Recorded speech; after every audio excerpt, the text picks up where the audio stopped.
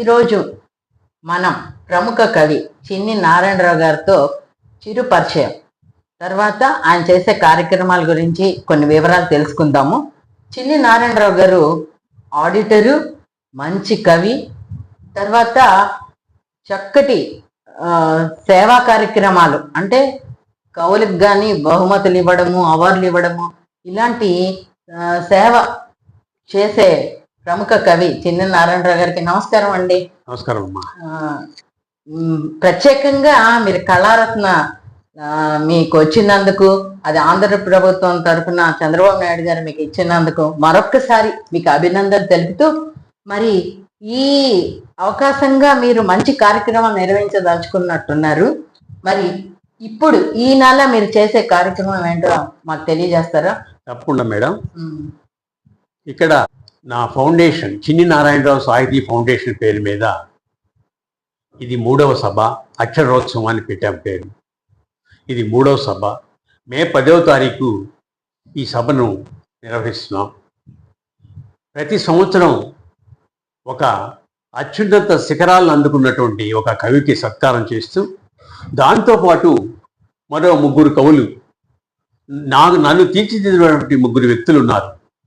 ఒక వ్యక్తి సత్యవేటి శ్రీకాంత్ గారు, నాకు సత్యదేవుడు వంటి వ్యక్తి. ఆయన పేరు మీద ఒక అవార్డు ఇస్తున్నాం. ఆ అవార్డును మరో కవికి ఇస్తున్నాం. అట్లాగే తుంగా రాజగోపాల్ రెడ్డి గారు, లాయర్ పత్రిక సంపాదకులు, నన్ను ప్రోత్సహించి నా కవితలని ప్రచురించి నా వెనుక దివ్యలా నిలిచినటువంటి మహానుభావుడు ఆయన.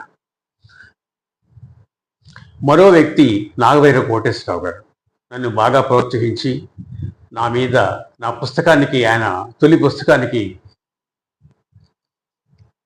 పేరు పెట్టి ఆవిష్కరించి టౌన్ హాల్లో నన్ను ఆయనే వచ్చి ఆవిష్కరించి దీవించినటువంటి గొప్ప మహానుభావుడు. వీళ్ళ 3 పేర్ల మీద 3కి అవార్డులు ఇస్తున్నాం. ఈ కార్యక్రమం ఎక్కడ చేస్తున్నారు అది కూడా చెప్పండి. ఈ కార్యక్రమం నెల్లూరు మెయిన్ టౌన్ హాల్లో చేస్తున్నాం. ఇప్పుడు ఆ కార్యక్రమంలో కవులకి ప్రోత్సాహంగా మీరు ఏం చేయదలుచుకున్నారు? అంటే నెల్లూరులో ఉన్న కవులందరికీ కూడా మీరు వాళ్ళకి కవి సమ్మేళనం ఏర్పాటు చేస్తున్నారా, ఇంకా ఏమన్నా చేస్తున్నారు? కవి సమ్మేళనం ఏర్పాటు చేస్తున్నాం, కవితల పోటీలు పెడుతున్నాం. ఆ కవితల పోటీల్లో పాల్గొన్న వారికి మనం నగదు పురస్కారాలు ఇస్తున్నాం. ఎంతమందికి? దాదాపు 10 మందికి నగదు పురస్కారాలు, 5 మందికి ఏమో 500 రూపాయలు, మరో 5 మందికి 250 రూపాయల లెక్కన నగదు పురస్కారాలు ఇస్తున్నాం. మొదట ఈ కొప్పర్తి వెంకటరమణమూర్తి గారికి నా ఫౌండేషన్ తరఫున ఒక పెద్ద అవార్డు, ప్రధాన అవార్డును బహుకరిస్తాం. ఈ ప్రధాన అవార్డు తోటి ఉన్నతమైన సత్కారం ఉంటుంది ఆయనకి. ఆ ప్రధాన అవార్డులో 10,000 రూపాయలు ఆయనకి నగదు బహుమతి ఇస్తాం. చాలా గొప్ప విషయం అండి. ఇంకా ఆ రోజు ఇంకా పుస్తకావిష్కరణలు అలాంటివి ఏమన్నా ఉన్నాయా? దాంతోపాటు పుస్తకావిష్కరణలు కూడా ఉన్నాయి. ఇంకా కొన్ని బహుమతులు ఉన్నాయి కాబట్టి, పురస్కారాలు ఉన్నాయి కాబట్టి వాటి గురించి చెప్పిన తర్వాత పుస్తకావిష్కరణ విషయానికి వస్తాను. మరో 3 చెప్పాను కదా నేను, నన్ను తీర్చిదిద్దిన 3 వ్యక్తుల మీద ఇస్తున్నానని చెప్పి. ప్రముఖ రచయిత కవి వైహెచ్కే మోహన్ రావు పిటిగరాళ్ళ వ్యక్తికి శ్రీకాంత్ గారి సాహితీ పురస్కారం, కీర్తిశేషులు సత్యవేటి శ్రీకాంత్ గారి స్మారక సాహితీ పురస్కారం కింద 3,000 రూపాయలు ఇస్తున్నాం.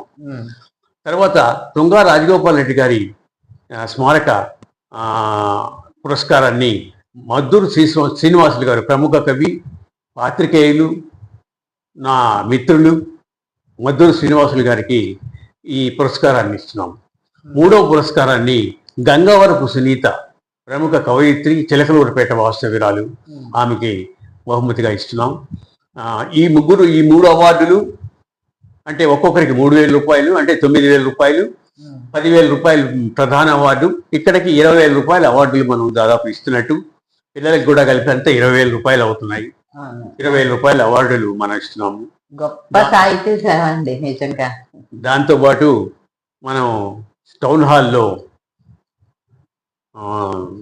కమ్మని సినీ సంగీతం, మీకు తెలుసు కళాంజలి అనంత గురించి, అనంత పాటల గురించి నెల్లూరు ఈరికి అందరికీ సుపరిచితమే. ఆయన చక్కని పాటల్ని ఆకట్టుకునే విధంగా నిర్వహించడం ఓ దిట్ట. ఆ, అలాంటి సినీ సంగీత విభావరిని ఆయన దర్శకత్వంలో పెడుతున్నాం. మొదట ఒక 1 అవర్ ఆయన అందించే సినీ సంగీత విభావరి విని తర్వాత మనం ఈ అవార్డుల కార్యక్రమంలోకి వెళ్తాం. తర్వాత మేడం గారు పుస్తకాల గురించి అడిగారు. పుస్తకాల గురించి అడిగితే ఇప్పుడు ఇంకో ఇంపార్టెంట్ ఏంటంటే ఇక్కడ నేను, నా మిత్రుడు అంకబాబు గారు, అట్లే సుభద్రాదేవి గారు, ఇక్కడ ఉన్నటువంటి సుభద్రాదేవి గారు, వీళ్ళందరి సమక్షంలో నేను ఒక పుస్తకాన్ని ప్రచురిస్తాను అని చెప్పి మాటిచ్చాను. నేను పుస్తకం రాశాను, మాట మీదే నిలబడతాను. ఆ మాట ఇచ్చానంటే దానికి నిలబడే ఉంటాను.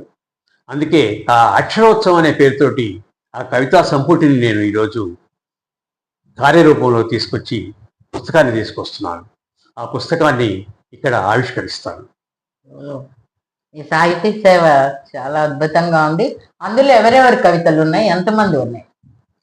అవి నెల్లూరు కవులందరికీ ఉన్నాయి. మీ కవిత కూడా ఉంది. మన పిల్లల కవులు కూడా పిల్లల కవితలు ఉన్నాయి. అంటే అందరి కవితలు ఉన్నాయన్నమాట. అందరి కవితలు. అయితే ప్రత్యేకంగా మీరు నాకు చెప్పిన విషయం ఏంటంటే పిల్లల కవితలు కూడా అందులో ఒక ప్రత్యేకత అని, దాని గురించి పిల్లల కవితలు కూడా అందులో చేర్చడం, అది ఒక పుస్తకంగా తేవడం, పిల్లలకి రేపు పెద్ద అయిన తర్వాత వాళ్ళకి మరపురానికి జ్ఞాపకంగా మిగిలిపోద్దని నేను చెప్పగలను. అది నవమల్లె తీగ కలిమిశ్రీ గారు ప్రింట్ చేస్తున్నారు. ఆ రోజు ఆవిష్కరిస్తాం దాన్ని. ఇది గొప్ప ప్రయోగం అండి. పిల్లలవే చాలా మంది 30 కవితలు 35 కవితలు ఉన్నాయి అందులో. ఇది ఒక కొత్త ప్రయోగం. పిల్లలందరివి కూడా పెద్దవాళ్లతో పాటు వాళ్ళ కవితలు కూడా ఉండడం, అందులో వాళ్ళకు కూడా మధుర స్మృతిగా మిగిలిపోతుంది. మీరు అన్నది చాలా నిజం. అద్భుతమైన ఆలోచన ఇది. ఈ ఆలోచన ఆ రోజు మనమందరికి సాక్షాత్కరించబోతుంది అన్నమాట. మరొకసారి మీకు ఆ కార్యక్రమం చేస్తున్నందుకు అభినందనలు. తర్వాత మీరు దీర్ఘ కవితలు చాలా రాశారు. ఇప్పుడు ఆవిష్కరిస్తున్న మీ పుస్తకంలో ఏంటి, ఎలా? దీర్ఘ కవిత కాదు కానీ ఇది కవితా సంపుటేను. వెలుగు పూల వసంతం నా కవితా సంపుటి పేరు. దాదాపు 52 కవితలు ఉన్నాయి ఇందులో. పాపినేని శేఖర్ గారు, ఓల్గా గారు ముందు మాటలు రాశారు. మాకు గురువుగారైనటువంటి శ్రీరామ్ కవచం సాగర్ గారు ఆప్తవాక్యం రాశారు. ఈ పుస్తకాన్ని ఆ రోజు ఆవిష్కరించబోతాం. అంటే వచ్చే వారం 10వ తారీఖు టౌన్ హాల్లో ఆవిష్కరించబోతున్నాం మేడం. అయితే చాలా గొప్ప కార్యక్రమం అన్నమాట ఆ రోజు. ఎందుకంటే సాహితీ సభలో మధ్యలో మంచి పాటలు కూడా విని అందరూ ఆనందించే విధంగా సాంస్కృతిక కార్యక్రమాలు కూడా ఉన్నాయన్నమాట. అయితే నెల్లూరు ప్రజలందరికీ కూడా అది చాలా అద్భుతమైన కార్యక్రమం. అందరినీ మరి ఆహ్వానించండి. మరి ఇప్పుడు మేడం గారు చెప్పినట్టు 2 పుస్తకాలే కాకుండా నాకు ఆప్తమిత్రుడు, నా ప్రతి కవితకి జడ్జిగా వ్యవహరించేటటువంటి ఏటూరు నాగేంద్రరావు గారి పుస్తకాన్ని కూడా ఇక్కడ ఆవిష్కరిస్తాం. ఇట్లా మొత్తం 3 పుస్తకాలని ఇక్కడ ఆవిష్కరించే జరుగుతుంది. అందుకని నెల్లూరు సాహితీ ప్రియులు, కవితల ప్రియులు, కవులు, రచయితలు అందరూ పాల్గొని ఈ సభను జయప్రదం చేయవలసిందిగా ఈ సందర్భంగా పిలుపునిస్తున్నాను. ఆఖరిగా ఒక మాట, ఇది మిమ్మల్ని ఎలా ఫీల్ అవుతారో నాకైతే తెలియదు కానీ, కళారత్న అనేది మనము ట్రై చేస్తే వస్తుందని ఒక అపవాదు బయట ఉంది. అది ఎంతవరకు నిజం? అది చెబితే బాగుంటుంది. ట్రై చేస్తే అంటే మనలో శక్తి లేకుండా ట్రై చేస్తే మాత్రం రాదు. అది మనలో శక్తి ఉండాలి, అప్లై చేసుకోవాలి. వాళ్ళు వచ్చి ఇన్స్పెక్ట్ చేస్తారు.